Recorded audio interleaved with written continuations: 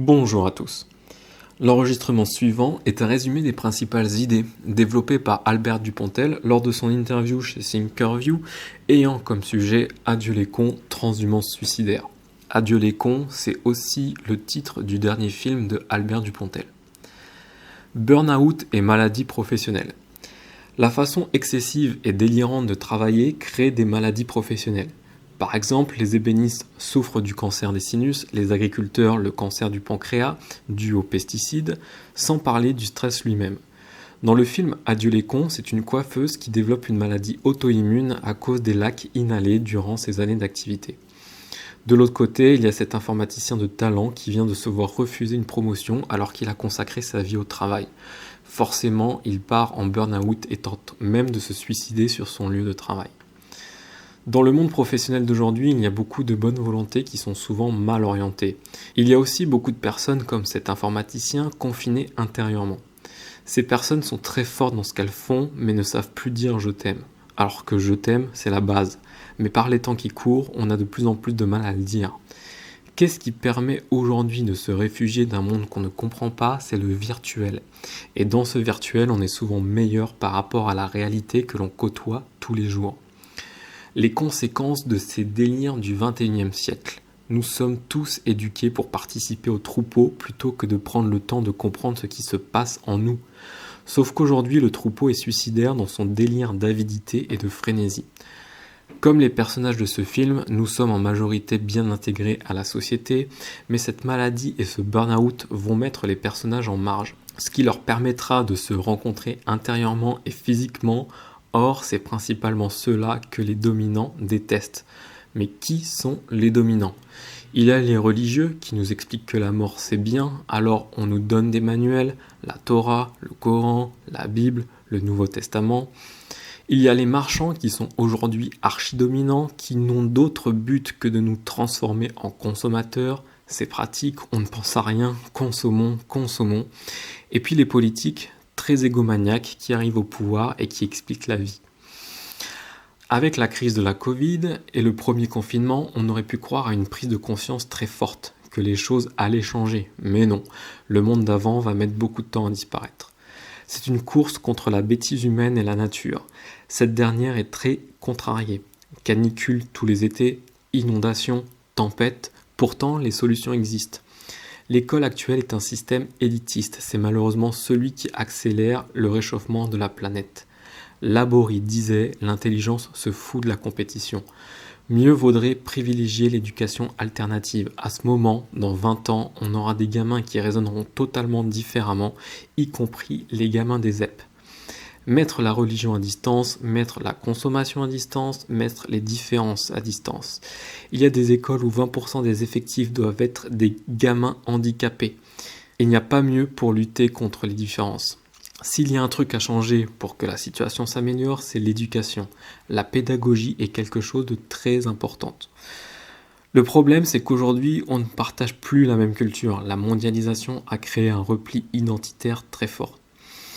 Ne plus partager la même culture, c'est ne plus partager la même identité. Que penser des politiques d'aujourd'hui ? Je ne pense pas que ce soit des méchants qui se réunissent la nuit pour dire on va se moquer du peuple. Ce n'est tout simplement pas des gens formés pour gérer les crises environnementales et ou celles liées à un virus. Ce qui est étonnant, c'est l'aplomb qu'ils ont à dire tout et son contraire en quelques jours. Ce sont de grands narcisses très sûrs d'eux. Ils n'ont pas l'humilité de dire « excusez-nous, on ne sait pas » ou encore « désolé, nous n'avons pas de masque, on va en faire ». Généralement, ils sont brillants, mais pas toujours intelligents. Moi, quand je fais un film et que je vois que les rushs ne sont pas bons, je les change.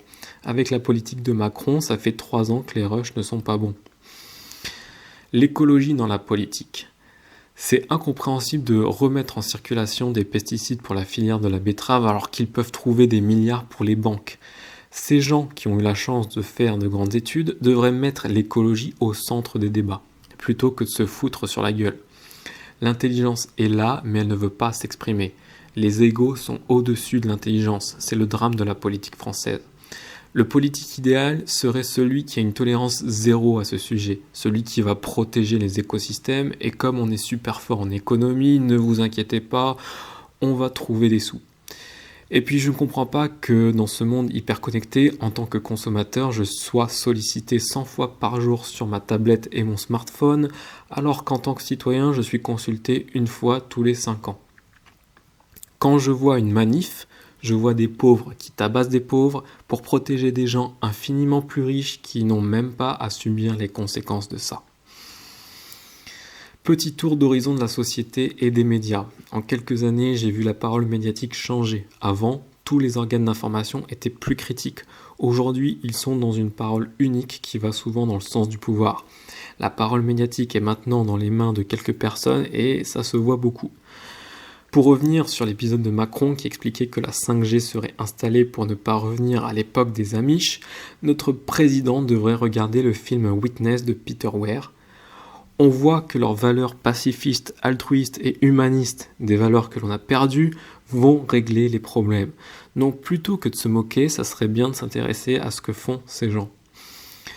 La société de surveillance. Adieu les cons, c'est la difficulté de s'aimer dans un monde répressif et anxiogène, et la surveillance technologique est anxiogène.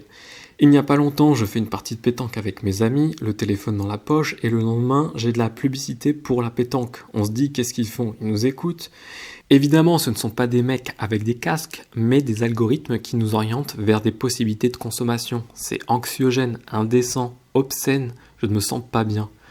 Le problème, c'est que je n'arrive pas à m'en passer. Les livres et les DVD dont je vous parle, je les trouve sur Amazon. C'est pas bien de passer par Amazon, mais qu'est-ce que c'est pratique? Pourquoi il n'y a pas de plateforme européenne qui pourrait faire aussi bien? Je ne comprends pas. Ça me dépasse complètement. Le monde tout connecté à la Elon Musk, on en fait quoi? Tout dépend de ce qu'on fait du progrès. J'ai une voiture électrique, une petite Hyundai. Je trouve ça pratique tout en sachant effectivement que c'est plus lourd qu'une voiture normale, mais je diffuse moins de CO2 quand je roule. Les hommes comme Elon Musk sont des génies, mais des génies fous.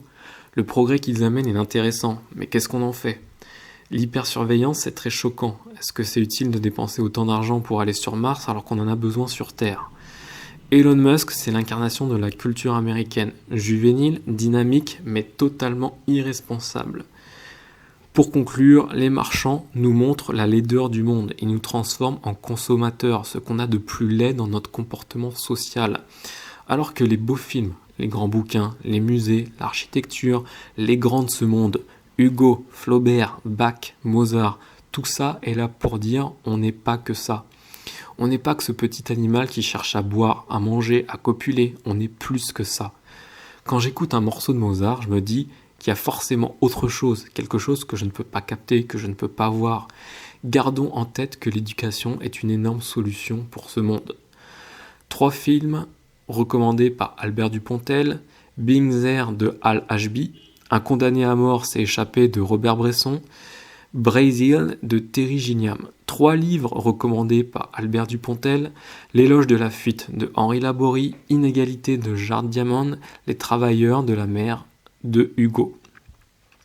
Conseil pour la jeune génération, bonne chance les gars, moi j'ai fait mon temps. Plus sérieusement, ne regardez pas la télé, allez de temps en temps sur internet pour regarder des chaînes comme Thinkerview, puis cultivez-vous, mais pas dans le sens scolaire. Allez voir des grands films, de grands tableaux, regardez la nature et à défaut d'y aller, regardez des documentaires. Soyez vous-même, faites-vous confiance, trouvez-vous. Comme d'habitude, je te laisse découvrir les liens que j'ai mis pour toi dans la description et je te dis à bientôt.